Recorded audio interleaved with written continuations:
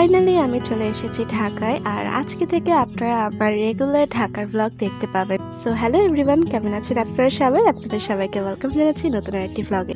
আপনি যদি আমার চ্যানেলে নতুন হয়ে থাকেন তাহলে চ্যানেলটি সাবস্ক্রাইব করে দিবেন। ফেসবুক থেকে ভিডিওটি দেখে থাকলে ফেসবুক পেজে ফলো দিয়ে পাশে থাকবেন। আজকে আমি সকালে পৌঁছেছি ঢাকায়, আর সকালে পৌঁছে ঘুমিয়েছিলাম আমি। আর এখন ঘুম থেকে উঠে অ্যাকচুয়ালি আমার ঘুম ভেঙে গিয়েছিল এই সাউন্ডে। এখানে কোয়ার টিম এসেছিল, তারা ইনস্ট্রুমেন্ট বাজাচ্ছিল। এখানে মেইনলি আমাদের এটা নিউ ইয়ারের ব্লগ, যেটা আপনারা আজকে দেখতে পাচ্ছেন। সকালবেলা নিউ ইয়ারে এখানে এসেছিল, তারা প্রত্যেক বিল্ডিং থেকে তাদের ডোনেশন তারা নিচ্ছিল।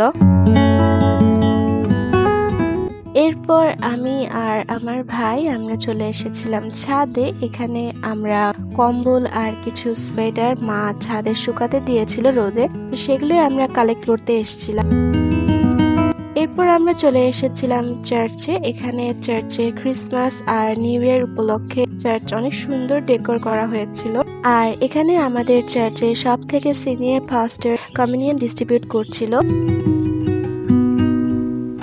তার পরের দিনের ভ্লগ, আমি আমার হাজব্যান্ডের সাথে বাহিরে গিয়েছিলাম একটা কাজে। তো কাজ শেষ করে আসার সময় আমি দেখতে পাই এখানে ফুচকা বিক্রি হচ্ছিল, আর সেই সাথে সাথে কিছু শরবত বিক্রি হচ্ছিল।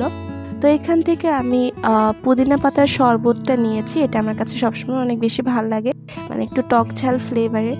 তো আমার কাছে টক ঝাল মিষ্টি ফ্লেভার অনেক বেশি ভালো লাগে। এরপর আমরা চলে এসেছিলাম পিউরোতে। পিউরোর আমি অনেক প্রশংসা শুনেছি যে এখানকার কুকিজ অনেক ভালো, বেকারি আইটেমস গুলো মোটামুটি ভালো পাওয়া যায়।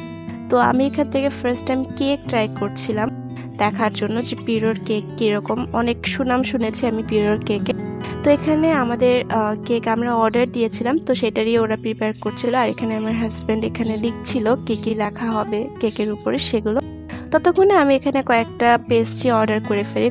তিরামিসু ছিল আর চিজ কেক ছিল। আচ্ছা, এখানে অনেকে তিরামিসুকে তিরামিসু বলে, অনেকে চিরামিসু বলে। আপনারা আমাকে কমেন্ট করে জানাবেন যে সঠিক প্রোনাউন্সিয়েশনটা কি।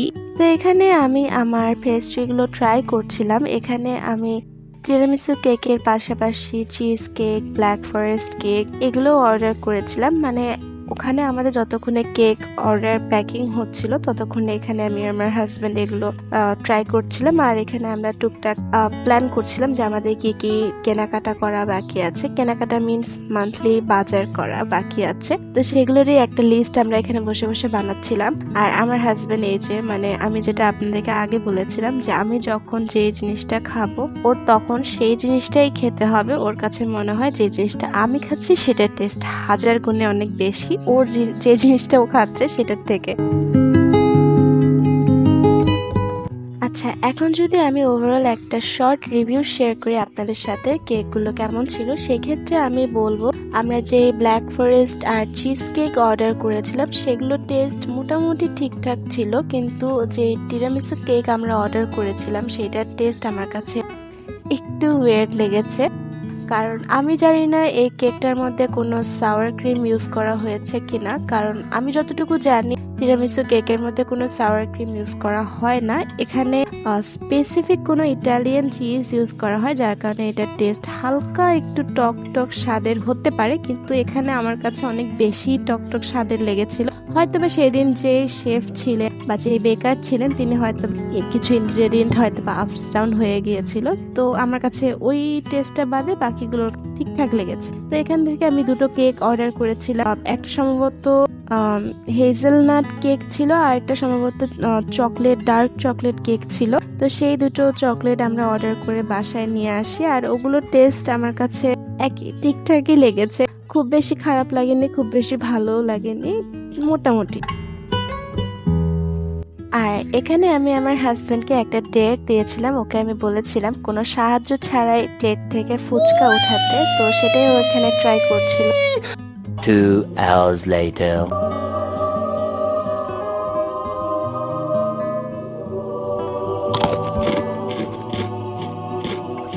আর এখানে আমার হাজবেন্ড সেই ফুচকা প্রতিযোগিতায় জয়ী হতে পেরে অনেক বেশি গর্ববতী ফিল করছিল। তো এরপর আমরা চলে আসি এখানে পিঠার দোকানে। এখানে আমরা কিছু পিঠা প্যাক করে নিয়েছি বাসার জন্য।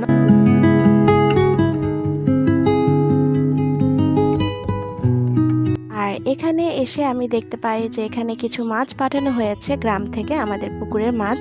সো এই ছিল আজকের ব্লগ। আশা করছি আপনাদের সকলের ভালো লেগেছে। ভালো লেগে থাকলে চ্যানেলটি সাবস্ক্রাইব করে ফেসবুক পেজে ফলো দিয়ে পাশে থাকবেন।